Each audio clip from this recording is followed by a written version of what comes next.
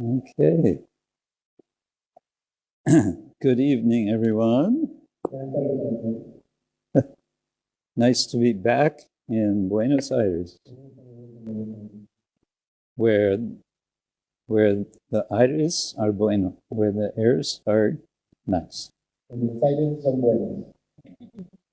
Especially the devotional air.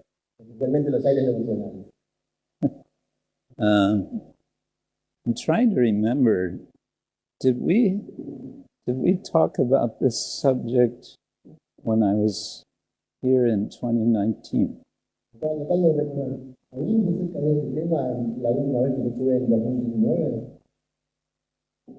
Anyone remember that long ago? Anyone was here?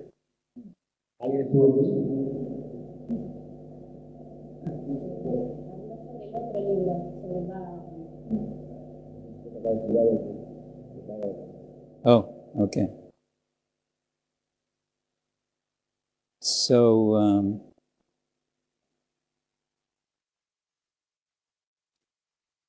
by Krishna's grace, I got the opportunity to write this book, which you see a picture of here.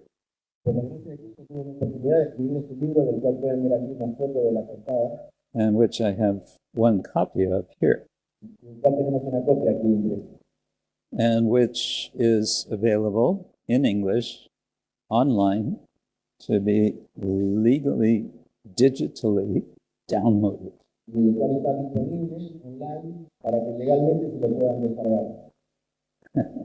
Because I was able to have it published open access.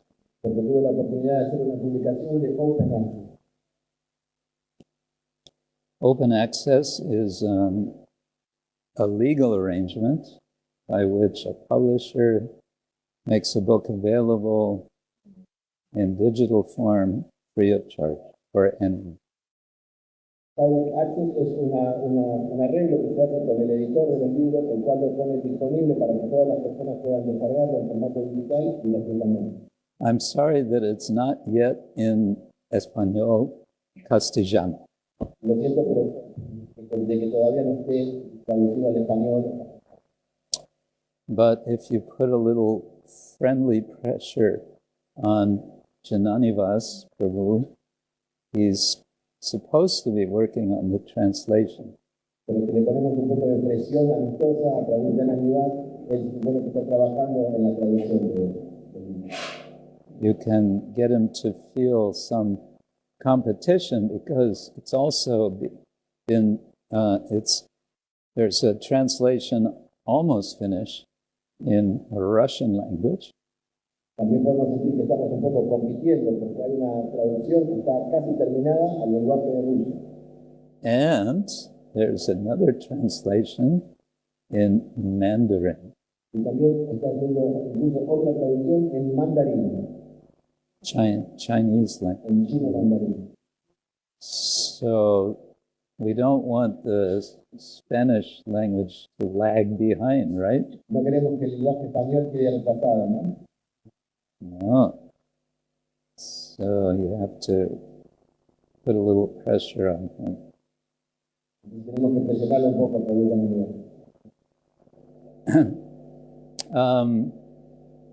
So a little bit of the background of this book, and then I just want to give an overview of the book.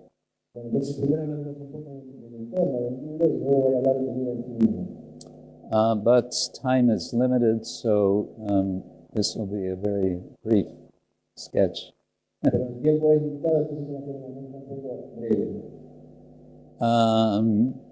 Some years ago, I got involved with one small institute in Oxford called the Oxford Center for Animal Ethics.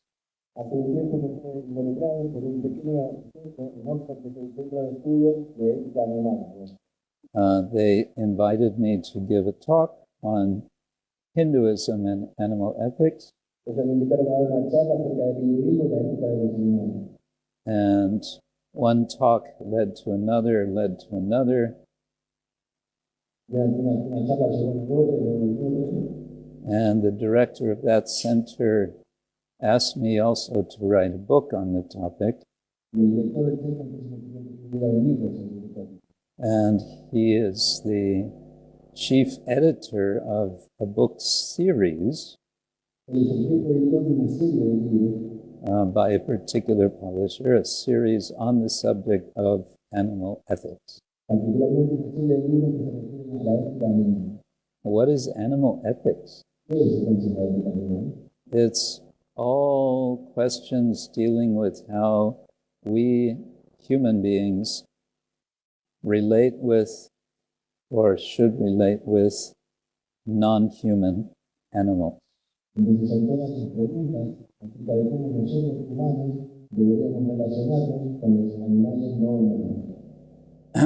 And it's a very big subject.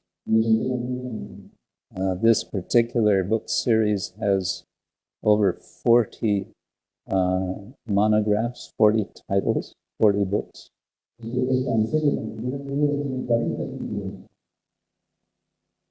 And so he invited me, why don't you write a book on Hinduism and animal ethics?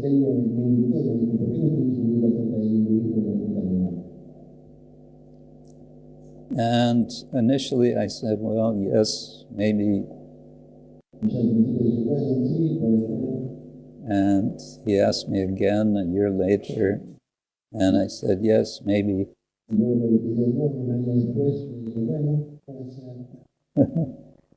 And third time he asked me, and I said, yes, maybe. And then he said, I really want you to write this book. Why do you want me to write this book? Because you're a practitioner. Then a little bell went off in my head. Ting-ling-ling-ling. Krishna was calling me. Here's an opportunity. Why did you go to university, back to school for so many years?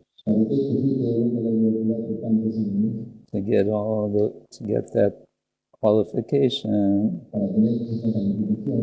And now here's a nice opportunity.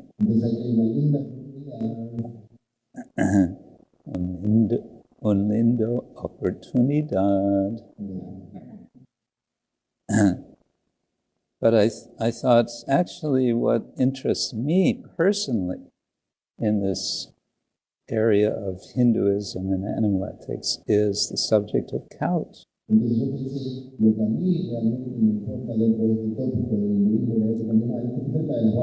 There's been a few books written on this subject already by devotees. And they're all good in their own ways. But I felt there's still a need for a different type of book.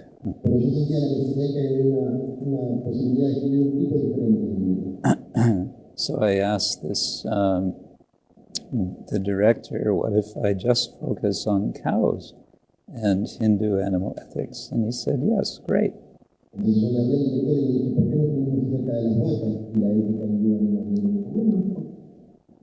So I still had to go through a process of getting a proposal to the publisher.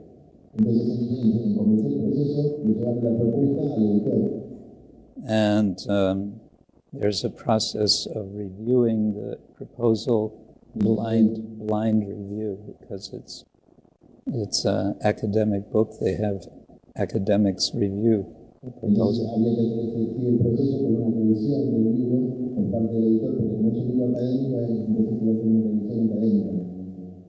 But I went through the whole process, and they asked, so how much time do you think you need for writing this book?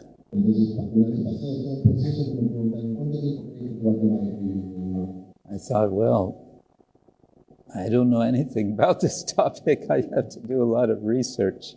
Realmente no sé nada acerca de este tópico, tengo que hacer mucha investigación. So I said, I think I need 3 years. Creo que me va a tomar 3 años. And they said, oh, well, actually, we don't give contract for more than 2 years. Y ellos me dijeron, bueno, el tema es que nosotros no hacemos contratos por más de 2 años. Okay. So now I have to really put my energy and attention into this to do it right. Entonces tuve que poner toda mi energía y atención en esto para poder hacerlo bien.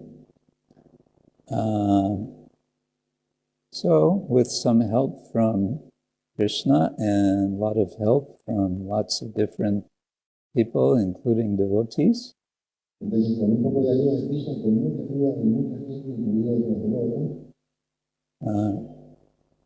it was possible. And in the beginning of 2020, it was just before the COVID pandemic hit the world. The book came out. a principios de 2020, justo antes de la pandemia de COVID que azotó al mundo, en ese momento el libro fue publicado. So that was, now it's 20, yeah, now it's exactly 4 years. Hace exactamente años. And the open access digital version has been downloaded 58,000 times. Entonces, desde ese momento, la versión digital de Open Access fue descargada por 58.000 personas. So maybe somebody is reading the book. Quizás alguna vez lo hayan leído, ¿no? Normally this is an academic book. It means normally maybe it sells 300 copies or 500 copies. Este es un libro académico y en general los libros académicos tienen una tirada de 300 y 500 copias. Or maybe only 80 copies. Tal vez solamente 80 copias. But because it's open access, it's 58,000 people are Pero como está disponible en Open Access, 58.000 personas tuvieron la oportunidad de descargarlo. Right. So, little bit of overview of the book. What's in the book? Una pequeña revisión sobre qué es lo que contiene. In a way, the question is, what's so special about cows? Entonces la pregunta que es, ¿qué es lo tan especial acerca de las vacas? So I discuss about this in the introduction. Why write? Why focus on cows? And what does Hinduism have to do with cows? Entonces se trata de este tema en la introducción. ¿Qué es lo especial acerca de las vacas? ¿Cómo es que el hinduismo se relaciona con el tema de las vacas? Yeah. And that's a good question. What does Hinduism have to do with cows?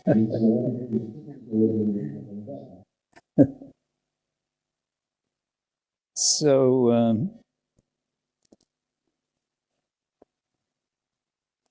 in chapter 2, which normally we would call chapter 1, but it's this publisher system introduction is chapter 1. Okay.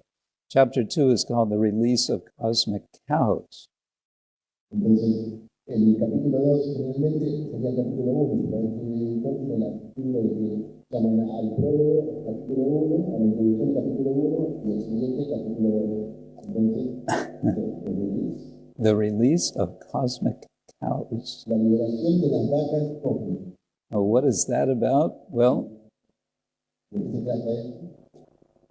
in the Rig Veda, there is more than once describing a story about how Lord Indra fights with and kills Ritra. Entonces, en el Rig Veda está muchas veces descrita la historia de cómo el señor Indra pelea y mata al señor Ritra. And he kills Ritra, and as a result, the cosmic waters are released because he's been holding back the cosmic waters. Entonces, el señor Indra mata al señor Ritra y en ese momento las aguas cósmicas son liberadas. En ese momento estaba reteniendo. And this is compared to cows being released from a pen, so they run through. Y esto es comparado con las vacas que son liberadas de un corral para que puedan correr libremente. So cow, in different words, is referred to more than 700 times in the Rig Veda. Entonces, las vacas, en diferentes palabras, son referidas a ellas como unas 700 veces dentro del libro. Cows were highly valued in Rig Vedic culture. Las vacas eran muy apreciadas en la cultura del libro. But also, because they were highly valued, they became also representative of, in a symbolic way, of different things. Entonces, como eran altamente apreciadas, entonces se volvieron también representativas de muchas cosas en una forma simbólica. So I described some of that in the first part of this chapter. Y entonces, esto es escrito en la primera parte del capítulo. And then I go through sort of over time in the classical literature. There's Rig Veda, then the Upanishads. Entonces luego voy a través de la literatura en forma temporal. Primero estaba el Rig Veda y luego los Upanishads. There are cow stories in the Upanishads. También hay historias de vacas en los Upanishads. Or stories that have some connection with cows. O historias que tienen algún tipo de conexión con las vacas. And then, I missed something here in my list. After the Upanishads, there's the Mahabharata, and then comes the Bhagavata Purana. Entonces me salté algo aquí en mi lista luego de los Upanishads, estaba el Mahabharata y luego el Bhagavad Purana. And of course, the Bhagavatam is what devotees mainly are interested in. Por supuesto que el Bhagavatam es el tema que los devotos están interesados, o que quieren aprender. Because the Bhagavatam describes how Krishna takes care of cows. Porque ahí en el Bhagavatam es como Krishna cuida.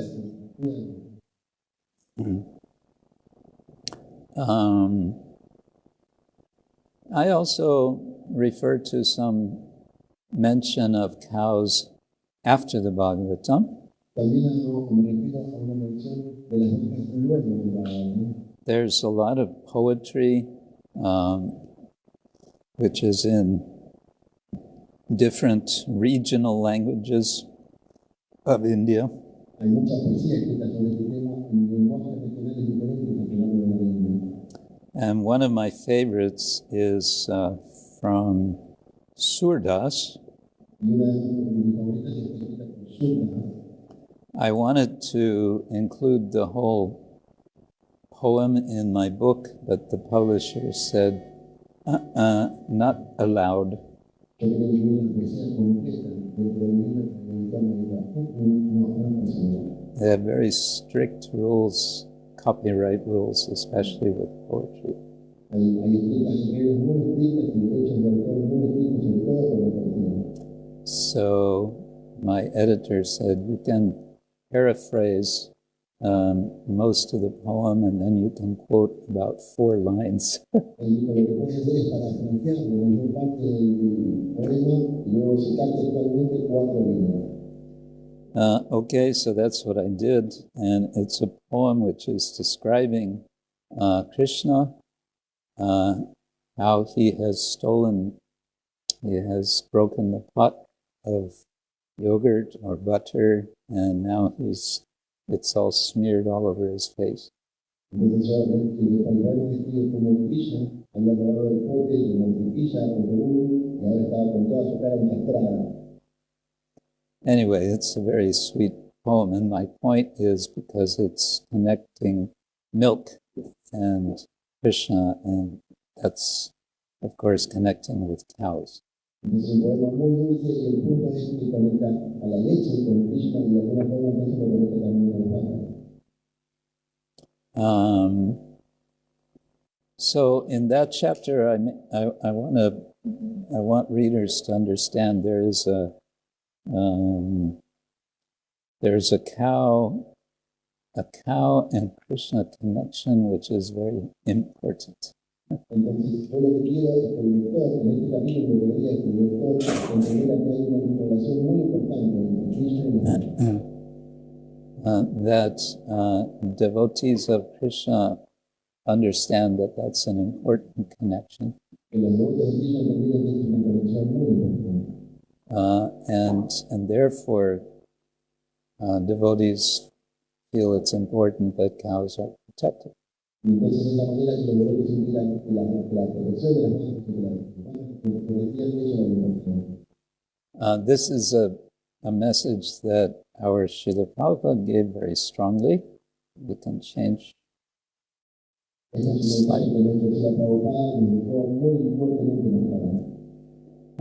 so in the next chapter, I give a bit of modern history from the late 19th century.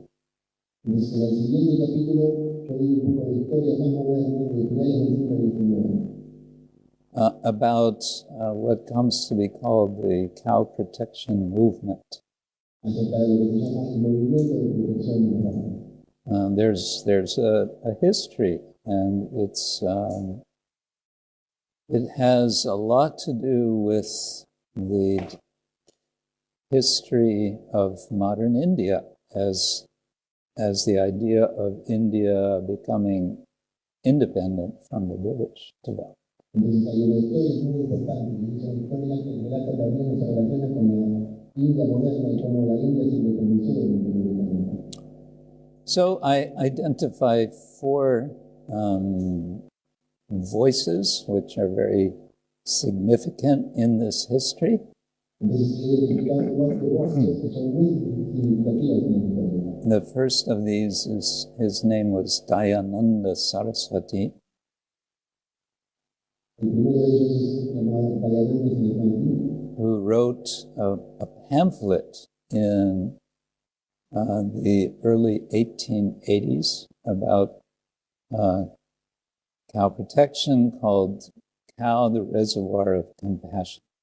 Entonces él escribió un panfleto a principios de 1880 que se llamaba acerca de la protección de las vacas, que se llamaba The Reservoir of Compassion. Las vacas, el reservorio de la compasión. And it was a very influential pamphlet. It was distributed quite widely in North India.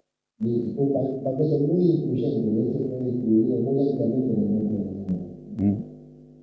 And he inspired people to organize, to make clubs to promote cow protection. Inspiró a la gente que se unieran y formaran asociaciones y clubes Societies. Yeah. de protección de las vacas. After Dayananda Saraswati, there's Mahatma Gandhi in the early 20th century. Luego de la Saraswati tenemos a Mahatma Gandhi a principios del siglo XX. And Gandhi became famous worldwide for promoting ahimsa. Gandhi fue conocido mundialmente por promover ahimsa. Practically, the word ahimsa became a kind of household word because of what he was doing.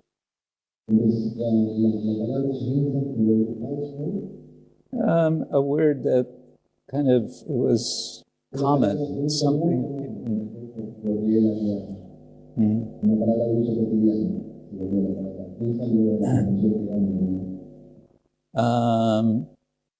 But what he was known for, of course, was mainly his political action against the British for the independence of India.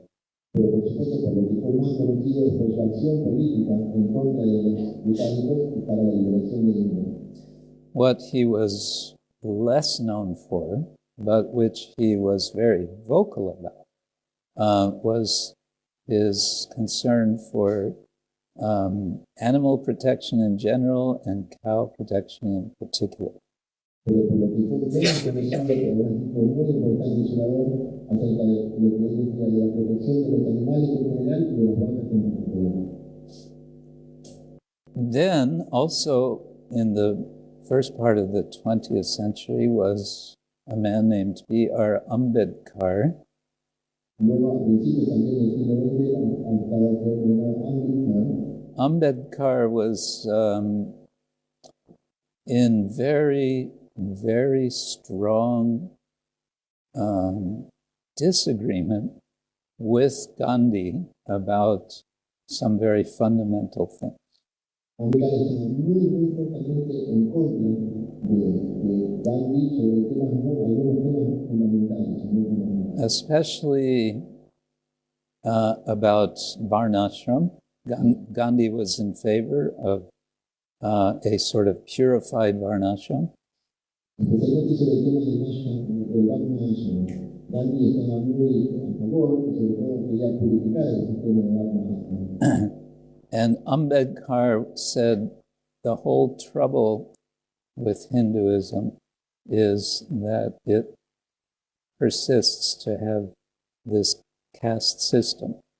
En cambio, Ambedkar decía, el gran problema que tiene el hinduismo es que ellos persisten en mantener este sistema de caste. He himself came from a so-called untouchable background. Él venía o provenía él mismo de un ambiente y un entorno que se podía llamar intocable. But he was very vocal, articulate, he became highly educated. Pero él se volvió muy educado, tenía un vocabulario muy extensivo. And he was the leader of the Indian Constitutional Assembly for writing the Constitution. Y él era el líder de la asamblea para escribir la Constitución de la India. And shortly before he died, he officially converted to Buddhism out of protest against the Hindus. Before he died, just weeks before he died suddenly. Anyway, it's just details.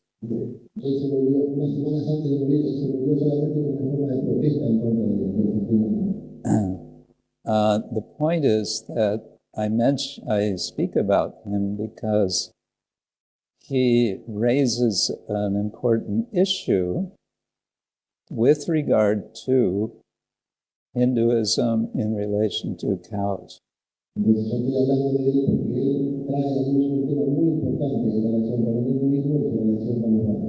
It's a little complicated, so I'll just leave it at that for now.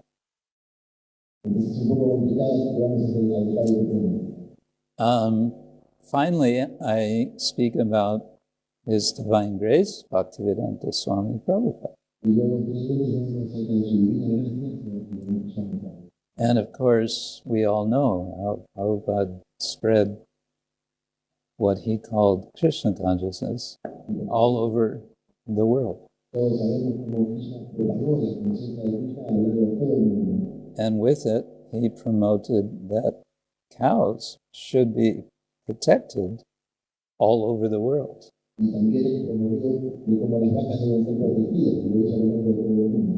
And so he started farm projects. And he insisted we have to have cows. And they should be protected for their entire natural life.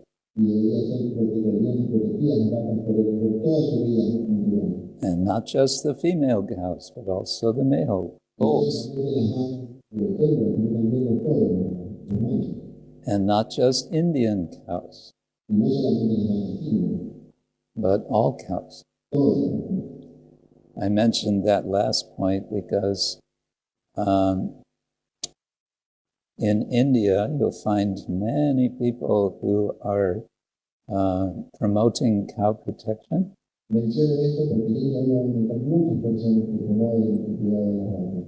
And then when you ask them when you dig a little bit, what is their idea?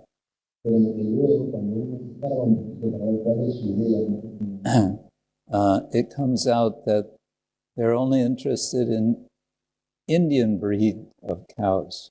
Entonces ahí es donde ellos se refieren solamente a la raza de vacas hindúes. They don't consider Western cows as cows. Ellos no consideran las vacas occidentales como vacas. So then it turns out that their idea is all tied together with a kind of Hindu nationalism. Entonces se nota que su idea también está un poco ligada a una idea de nacionalismo hindú. But in this way, Srila Prabhupada stands out. Pero de alguna forma, de esta forma, se Prabhupada lo que hace es entenderlo. He wasn't interested in Hinduism.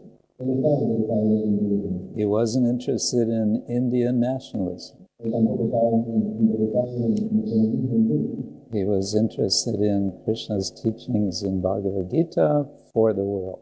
Él estaba interesado en el enseñanza de Krishna de la Bhagavad Gita para todo el mundo. Yeah.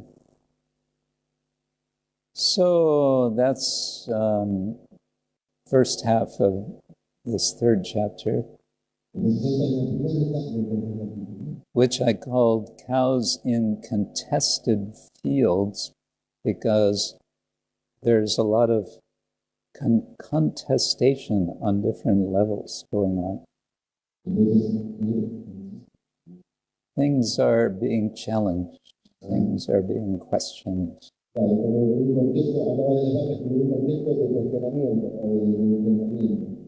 There's different opinions.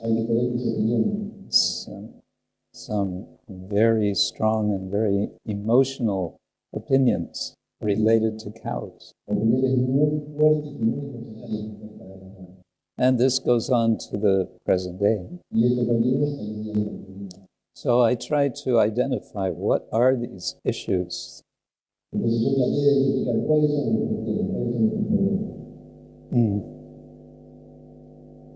So in the second half, I kind of turn back to the ancient texts because I had introduced them in the previous chapter, but now I go back again. Entonces, en la segunda mitad del capítulo, lo que hago es volver a la literatura antigua, porque había presentado ya el primer capítulo, y luego la de ahora vuelvo a retomar sobre la literatura antigua. In the context now of modern questions about what those ancient texts were saying. Entonces, en el contexto de las preguntas modernas, de qué es lo que decía la literatura antigua o clásica sobre el tema. It gets complicated.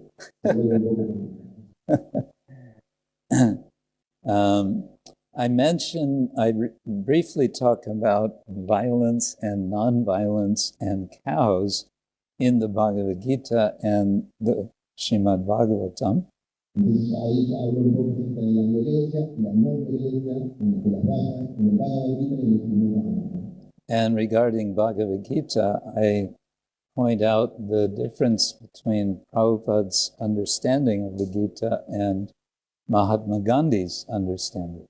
Y en relación con el Bhagavad Gita, hago la diferencia entre el entendimiento que tenía Prabhupada sobre el Bhagavad Gita y el entendimiento que tenía Gandhi sobre el Bhagavad Gita.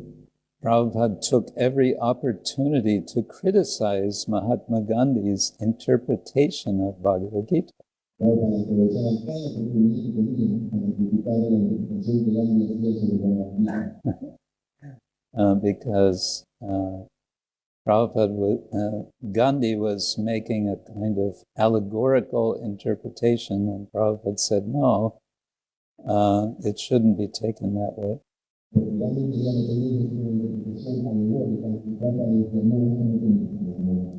And of course, one of the statements in the 18th chapter of the Gita is about the Vaishyas. What are the duties of the Vaishyas?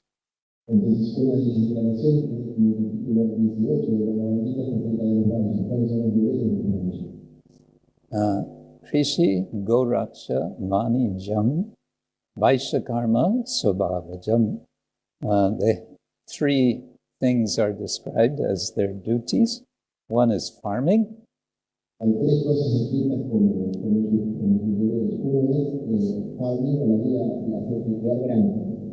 One is protecting cows.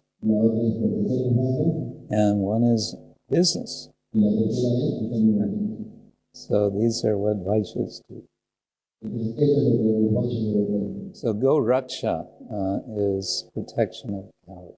Entonces, todo Raksha se refiere a la protección de la Cows need protection. Why? Well, because they're not very good at protecting themselves. Entonces, las vacas necesitan protección. ¿Por qué? Porque no son muy buenos cuidadores. When they're in the wild, they live. Well, you don't see wild cows much anymore. In England, there's some wild cows in one place, but generally you don't see wild cows. Generalmente no se ven vacas en estado salvaje. En Inglaterra hay algún tipo de vacas salvajes, pero no se ven en estado salvaje. But even those so-called wild cows in England, they're actually kind of protected. Incluso esas así llamadas vacas salvajes que hay en Inglaterra aún así son protegidas. Anyway, they need protection all the way back into Rig Vedic times.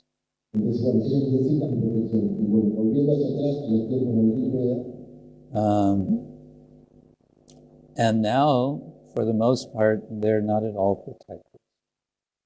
y ahora en la mayor parte de los lugares no están protegidas para nada. Now, what is done with cows? They're bred for milk and for meat and for their other byproducts, their leather. Entonces, las vacas hoy en día son solamente criadas por la leche y por la carne y por todos los demás subproductos que se tienen. And the estimate is that roughly 34,000 cows are slaughtered every hour around the world. Lo que se calcula es que alrededor del mundo unas 34.000 vacas son matadas cada hora. So that means if we go back, now it's 7:45, so 6:45, 1 hour ago, there were 34,000 more cows. Entonces, si nos ponemos en verano, eso es una historia que está una hora, es una serie, había 34.000 vacas muertas. Which comes to, 300 million cows per year. Lo que da así como 300 millones de vacas en el mundo. That's just cows, that's not all the other animals. Eso es solamente las vacas, no se refiere a todos los demás animales. The number of chickens is vastly more than that. El número de pollos en los chinos es ampliamente mayor que eso. And the number of fish is vastly more than that. Y el número de peces es aún mucho más amplio que eso. But yeah, just considering cows. In ISKCON, we have roughly altogether worldwide, we have around 5,000 cows. Entonces, dentro de eso tenemos alrededor del mundo únicamente unas 5.000 vacas protegidas. And most of those are in India, around 4,000. La mayoría de ellos se encuentran en India, alrededor de unos 4.000. And the others are here and there in our different farms in different parts of the world. Y las otras están distribuidas por aquí y por allá en las granjas que están a lo largo de todo el mundo. Yeah. So that's nice that we have the cows, but maybe it's not very many. Y bueno, es muy bueno que nosotros tengamos estas vacas, pero estas no es muy bueno. Not many. It's No not many. son muchas, claro, no son muchas. Okay, let's go to the next chapter. This is called Surveying the Cow Care Field. Entonces, este capítulo es revisando el campo de cuidado de los animales. So here I'm taking us to the present, and I'm focusing on mainly India. Entonces, nuevamente volvemos al tiempo presente y nos enfocamos particularmente en India. And I'm giving a kind of overview of how cow protection is being done in India today. Entonces, lo que hoy es una revisión acerca de cómo el proteccionismo de las vacas está siendo llevado adelante en los días actuales de India. How they're being protected and how they're being not protected in India. Algunas que son protegidas y otras que son no protegidas. India has, sometimes it's reckoned to be the largest dairy industry in the world. La India tiene lo que mucha gente se reconoce como la mayor industria láctea del mundo. Since the 1970s, when they kind of organized themselves to do that. Desde los años 70, cuando ellos se organizaron para llevar esta adelante. And that might sound very good, like, oh, very nice. They're milking their cows. They have lots of cows and they're milking their cows. Very nice. Entonces ellos lo llaman muy interesante. Bueno, ellos están ordeñando muchas vacas y tienen mucho éxito. But no, what that means is all of those cows, when they're giving less milk, then what happens to those cows? Pero no, en realidad lo que significa es que todas esas vacas, cuando empiezan a producir menos leche, ¿qué es lo que ocurre con ellas? They're being sent for slaughter. Son enviadas a la mujer.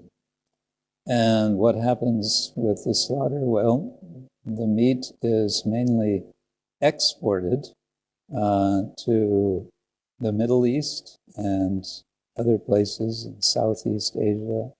Entonces lo que sucede con los mataderos es que la mayor parte de la carne es exportada hacia el Medio Oriente y a otras partes del sudeste asiático. And they also have a very large leather industry of export. Y también tiene una industria de cuero muy grande en exportación. And meanwhile, the percentage of vegetarians in India has been sinking over the last few decades. Y también el porcentaje de vegetarianos en la India estaba haciendo un vídeo en los últimos días. Now it's down to average for India altogether. It's down to around 18%. Ahora el número ha bajado alrededor de todas las Indias en general, cerca del 18% de la población vegetariana. So if the number of Hindus, the percentage is something like 70 or more, 80%.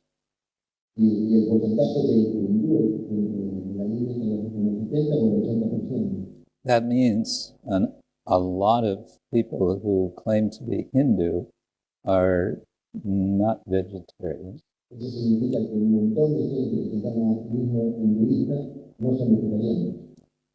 So these things are going on in modern day India. Estas son las cosas que están ocurriendo en la actualidad. At the same time, there are many goshalas. There's more than 3,000 registered goshalas.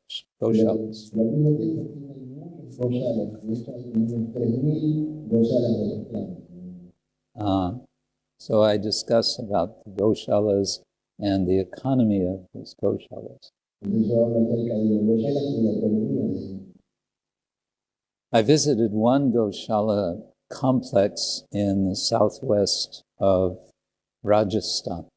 Yo visité una instalación de un goshala en el sureste de la región de Rajasthan. This is a kind of desert area. Es un área desértica. And when I visited there, they had approximately 45,000 cows. Cuando yo visité ahí, yo tenía unas 4.500 vacas. Very nice, very well organized, Muy lindo, muy bien organizado. very dedicated people. Gente muy dedicada. They had a big cow hospital which could take care of 1,000 cows at a time. Tenían un gran hospital para las vacas que podía ocuparse de cuidar 1.000 vacas al mismo tiempo. Yeah, that was on the large size, and then I visited some smaller goshalas.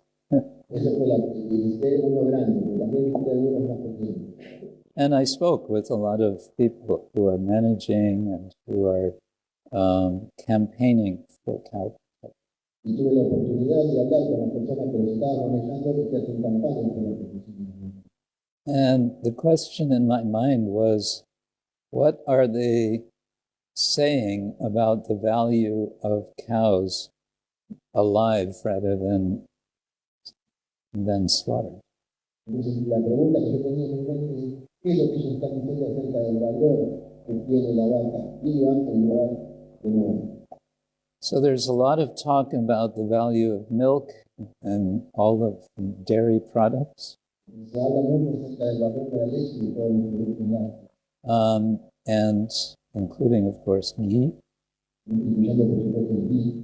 In earlier times, before electricity, there were no refrigerators. So the first thing you do with milk is you process it and make it into ghee, because you can keep ghee for a long time. Entonces, en la antigüedad, cuando no había electricidad, tampoco había heladera, por lo cual el primer proceso que se hacía a la leche era convertirla en ghee, porque la cultivo de esa convertido en el producto. And of course, ghee is very essential in performance of yajna. Y por supuesto, el ghee también es muy esencial también en la realización de los yajnas. And you could say this is kind of the connecting point between cow protection and Brahminical culture. Y entonces podemos decir que es el punto de conexión que hay entre la protección de las vacas y la cultura brahmana. Prabhupada many times spoke about cow protection and Brahminical culture. They go together. Porque muchas veces se enfatizaba de que la protección de las vacas y la cultura brahmana ambas muy juntas. So what is the connection? Well, the connection is the ghee. Entonces, ¿cuál es la conexión? La conexión es el ghee. Because what do the Brahmins do? They perform yajna. And how do they do yajna? They offer ghee. Porque ¿qué es lo que hacen los brahmanas? Ellos realizan yajnas. ¿Cómo realizan los yajnas? Ofreciendo relaciones de ghee. Of course, nowadays, who cares about yajna and Brahmins and all of that? And therefore, who cares about cows? Entonces, en el día de hoy, ¿qué le importa acerca de los yajnas y de los brahmanas? Y entonces, en consecuencia, ¿a qué le importa acerca de las vacas? Yeah. I talk about the tangible value of cows and cow products and the intangible benefits. Yo también hablo acerca de los valores tangibles e intangibles de los productos de la vaca. And I found this especially interesting, that those who were actually taking care of cows, their experience of being with cows. Entonces, lo que yo encontraba muy interesante es hablar sobre las personas que estaban a cargo del cuidado de las vacas, la experiencia que ellos han tenido. I met one householder north of Mumbai, had his own land, and he had, I think, around 100 cows and bulls. Entonces, yo encontré con otro jefe de hogar que tenía en su propia tierra, al norte de Mumbai, tenía como 100 vacas y toros. And he said, the cows teach me lessons. Y con las vacas me enseñan lecciones. I learn from my cows. Yo aprendo de ellas. I met another devotee, a god sister of mine, También me encontré con otra devota, mi hermana espiritual, who lives in Mayapur since many years. que hace muchos años que vive en Mayapur. Do you know Hrimati? ¿Conoce a Mati? Hrimati also takes care of the elephants. Ella también se ocupa del cuidado de los elefantes. And she has her own cows. She has around 10 cows. Ella tiene sus propias vacas, tiene unos 10 vacas. And I interviewed her, and one thing she said that really stuck with me. Entonces yo le hice una entrevista a ella y una cosa particular de la que ella dijo me impresionó. She said, keeping cows, you keep your sanity. Mantén las vacas para mantener tu sanidad. Keeping cows, you keep your sanity. Mantener las vacas y mantener tu sanidad. This is her experience. Esa es su propia experiencia.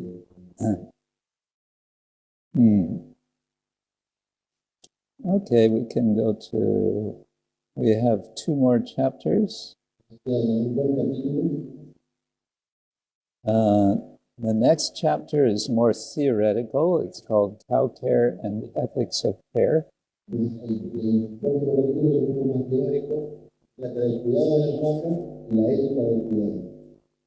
So in Western philosophy, there's a major area of philosophy is ethics in the broadest sense, ethics.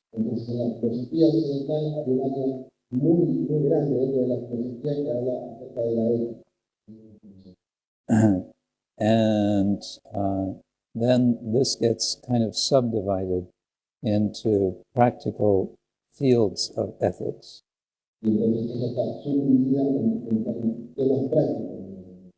So there's medical ethics, there's business ethics,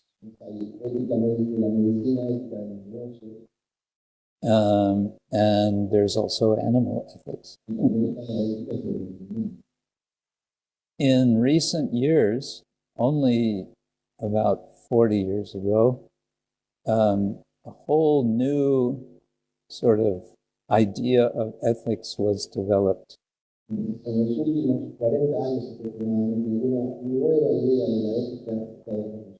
And this is called the ethics of care.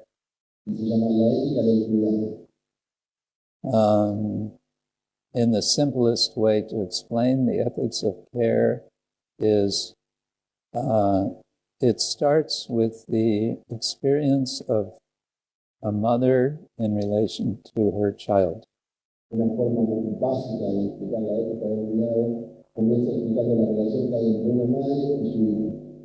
Mothers know how to care for their children.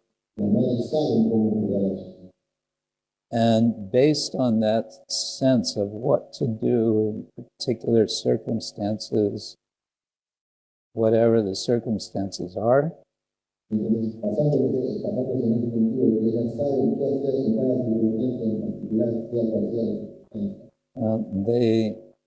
know immediately how to make changes for the circumstance.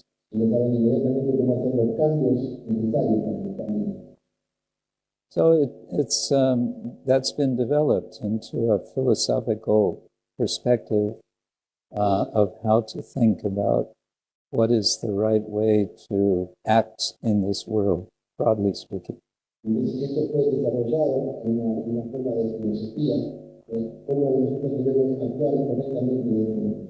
And that's also been applied to animal ethics.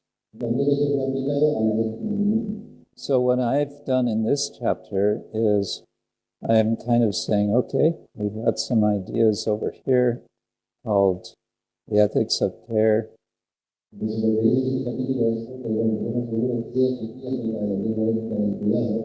And we have some ideas over here from the Indian tradition. Specifically, we have the idea of Dharma, the idea of yoga, and the idea of bhakti. And I sort of trace a path from Dharma through yoga to bhakti. Now, together, we can bring ethics of care and bhakti together.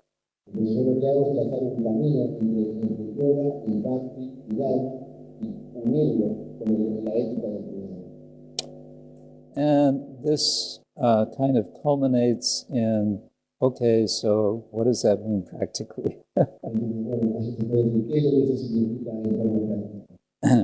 And that leads us into the 6th chapter called These Cows Will Not Be Lost.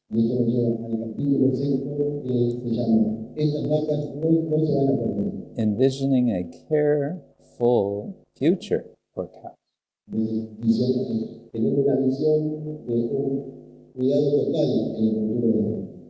I'm a little bit playing with the word careful in English.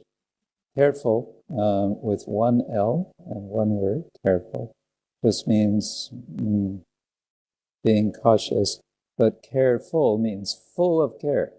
Aquí hay un pequeño juego de palabras. En inglés la palabra careful está solamente con una E, significa cuidadosamente, pero aquí careful separado a la vez cuidado total. And here I take the reader to Mayapur to visit the Sridham Mayapur Chandrodaya Mandir Goshala. Entonces aquí yo llevo al lector hasta Mayapur para que visite Mayapur Chandrodaya Goshala.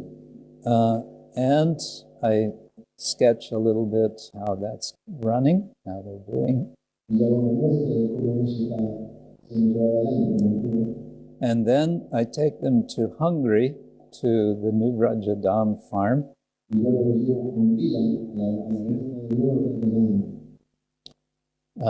New Rajadam is, I think, especially interesting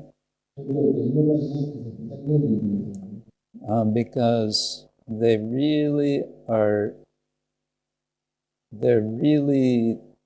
good at planning and organizing in a systematic way to actually have a sustainable system of cow protection.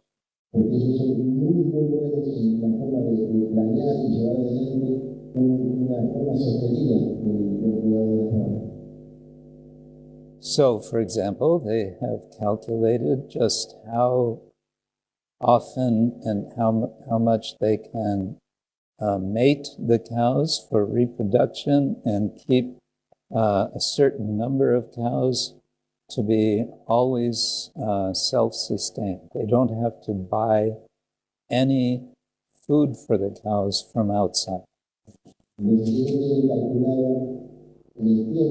¿Cuántas veces pueden llegar a emparejar las vacas para que ellas se reproduzcan y mantener siempre un número determinado de vacas? Porque ellos no necesitan comprar alimento para las vacas en ningún lugar externo. And they've been very concerned to actually train and engage the bulls.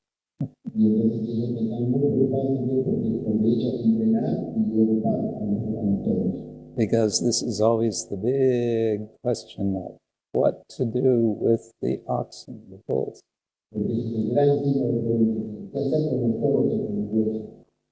So recently they built a special barn.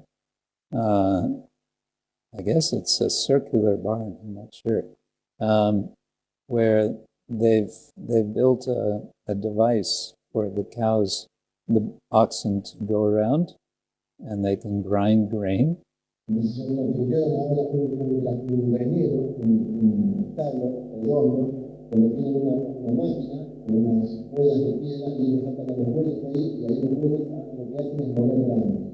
And with the same machine, they can run a circular saw for cutting wood.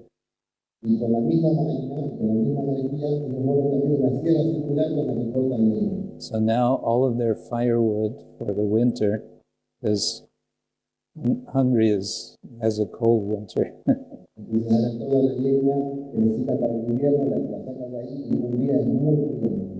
And they sent me a little video just 2 days ago or 3. Now they actually have it running. They actually showed they're cutting the wood, the saw is working, the oxen are going around.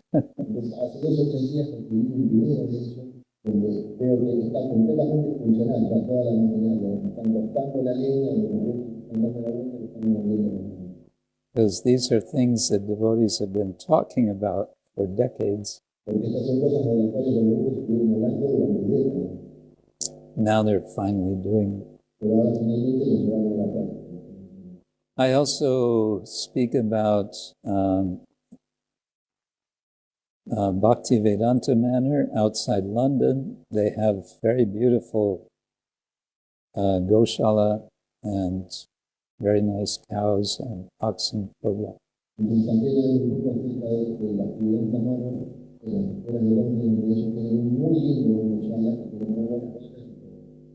But there, some years ago, they had one problem. They had a problem. Pero hace unos años tuvieron un problema. There was one cow that was lame. It couldn't walk. A una vaca que estaba como inválida, no podía caminar. And the local, there's an organization for animal protection. They came and they said, "Oh, this cow has to be put down," as they say. Hay una organización del cuidado de vacas, y vinieron y examinaron la vaca y dijeron que la tenían que sacrificar. And the devotees are saying, "No, the cow we're taking care. She's going to be okay. It's a matter of time." Y los médicos dijeron, no, nosotros estamos cuidando, la vaca So by some strange circumstance, the devotees were tricked, and these people from this institute, they came and they injected something, and the cow was killed. Entonces, de alguna forma, fueron engañados por esta gente de la asociación, que ellos vinieron y le dieron una inyección a la vaca. So the devotees were very angry about that, and they made a public protest.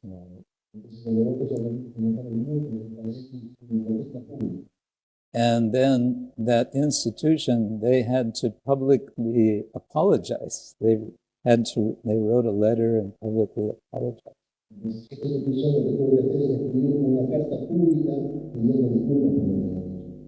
But the result of that whole incident was that the government, with some guidance from the devotees, produced a document which gave guidelines for such circumstances. Pero el resultado de esto fue que el gobierno, con ayuda de los devotos, escribió un documento donde daba ciertos parámetros. So anyway, I described that, and I described another situation kind of similar.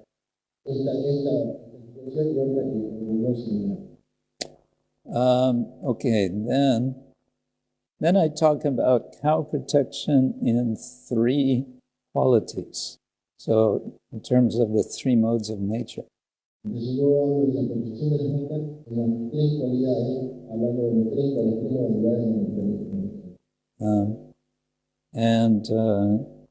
This is a little complicated, so I won't get into it. But so what would cow protection in the mode of ignorance be? Well, I say that, what did I say?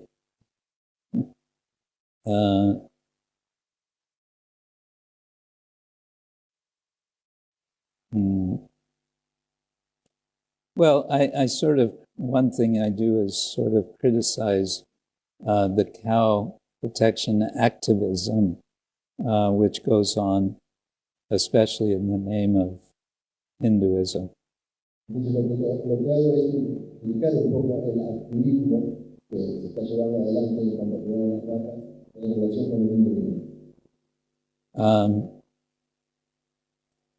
So that's kind of, it can be tamaguna, it can be rajaguna. But a lot of it has to do with false identities, identifying oneself as a Hindu as opposed to a Muslim, for example.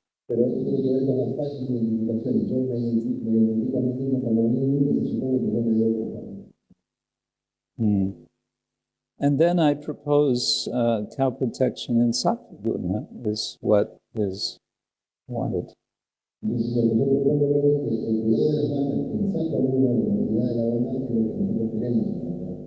I quote here Mahatma Gandhi, who he said, "Cow slaughter can never be stopped by law.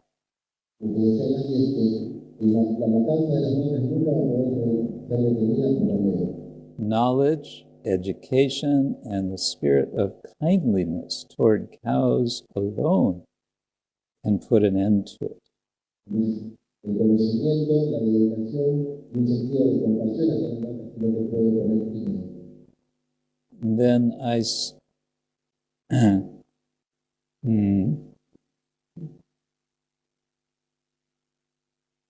So I say, let's adjust that quote a little bit. And I say, let's shift the word alone to the first sentence. The word alone, let's move it to the first sentence of Gandhi.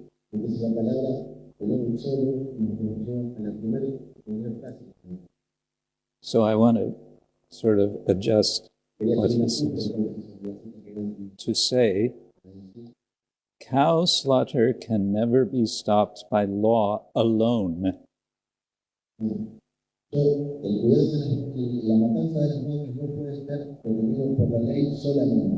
So in other words, law has its place.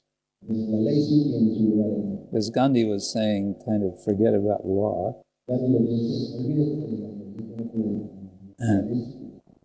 And I'm saying, well, law has its place also. But what's really needed is sattva guna. And that's where we come back to what Prabhupada called Brahminical culture. And that's where we come in. That's what we're supposed to be practicing and teaching.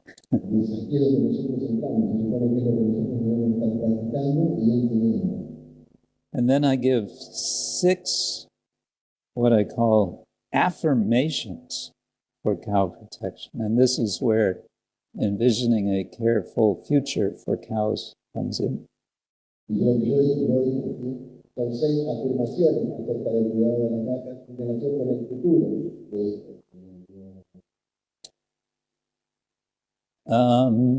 Can we switch to the next slide?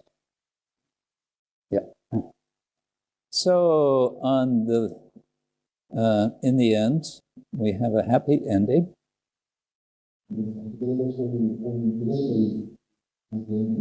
Happy ending to the book. The book has, in which I describe what's described in Chaitanya Charitamrita, which is our topic tomorrow morning.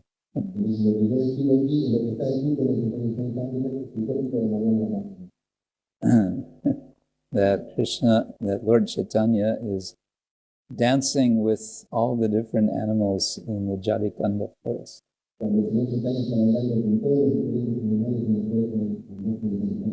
And so what is being proposed is a higher taste, a changing of taste. Why are 34,000 cows being killed per hour? Mainly for the taste.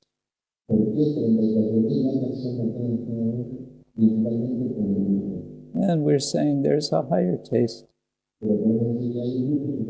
It's more satisfying. But to understand that, we need Brahminical culture. And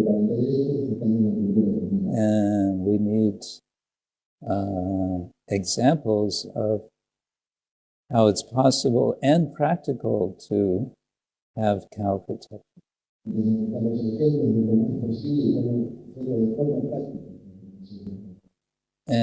But to do that needs a lot of determination, which most of us have not found yet. We have so many things else to do. So one thing I'm trying with this book, it's for a wider public, especially an educated public.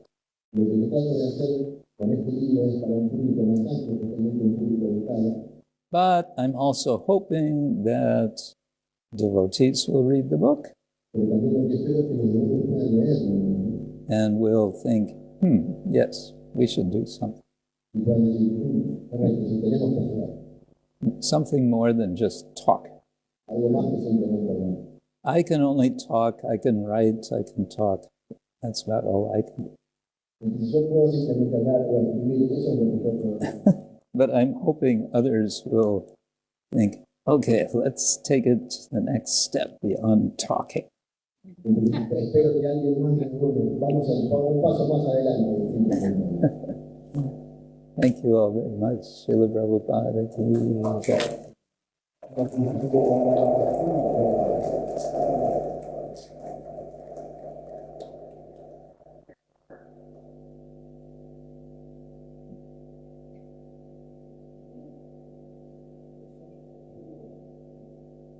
En el capítulo 1 de los Upanishads, nos evocar a un animal.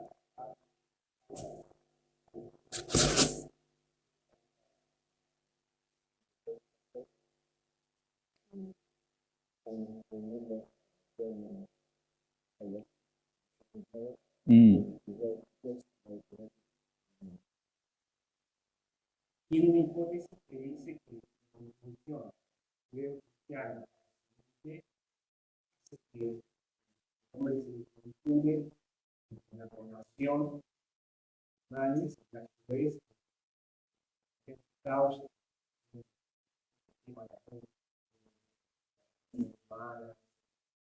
las acciones, ¿sabes? La condición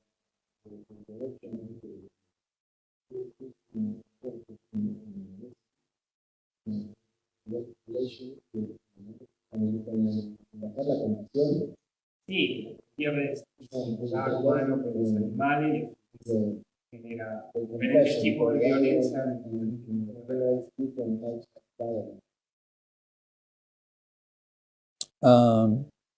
So you wanted to make this point, or you wanted to ask me something? Or? Oh,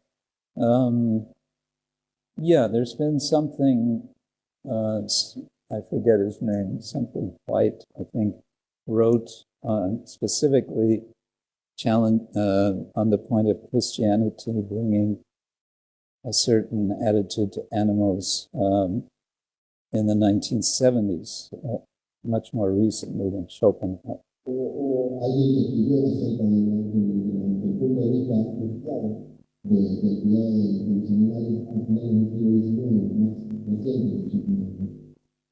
And it's something that gets debated, you know, whether it's true or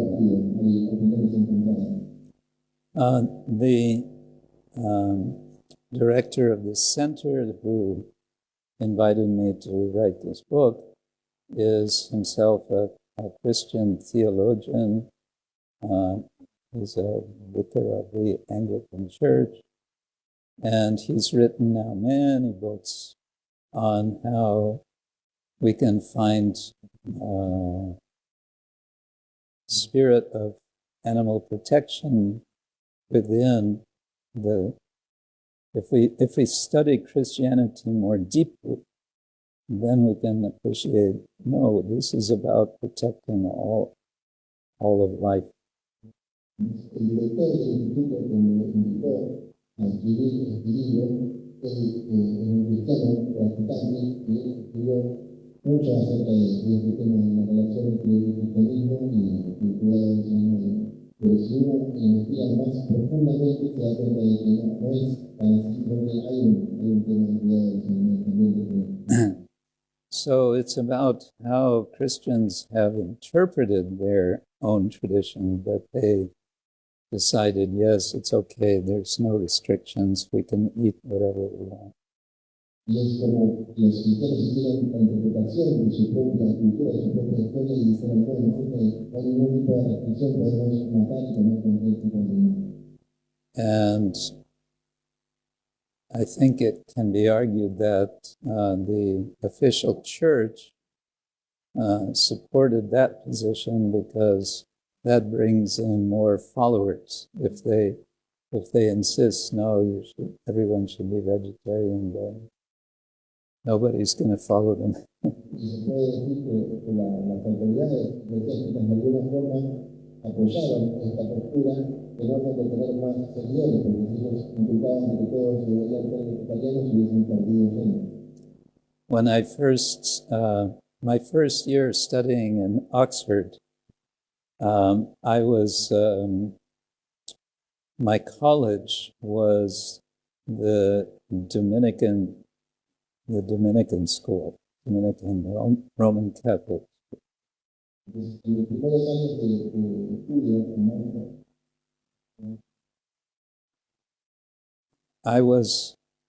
You had to be a member of one of the colleges in Oxford. miembro de uno de los colegios, And I was a member of the Dominican College. y él fue miembro de un colegio dominicano. And one of the monks, he explained to me once. Y una vez un monje le explicó, He said, in the earlier times, we were all vegetarian. en los tiempos antiguos eran todos vegetarianos. But there was always an option if someone was sick, if a monk was sick, then he could eat meat. Pero había una opción de que si el monje en algún momento se encontraba enfermo, esa condición él podía comer. So then everyone gradually made it a habit to always be sick. Entonces algunos tomaron el hábito de estar siempre enfermos. Sorry, I need to eat meat. Yeah. Como siempre, no, no, Yeah. Krishna, Krishna.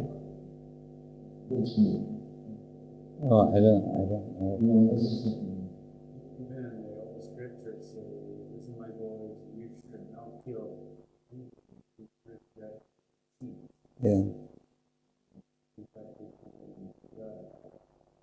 Yeah. que las primeras escrituras, el Pablo de Dios dice, yo mi voz, no matarás nada vivo, solo comerás fruta, verduras y semillas, no matarás. Parece que los cristianos se olvidaron.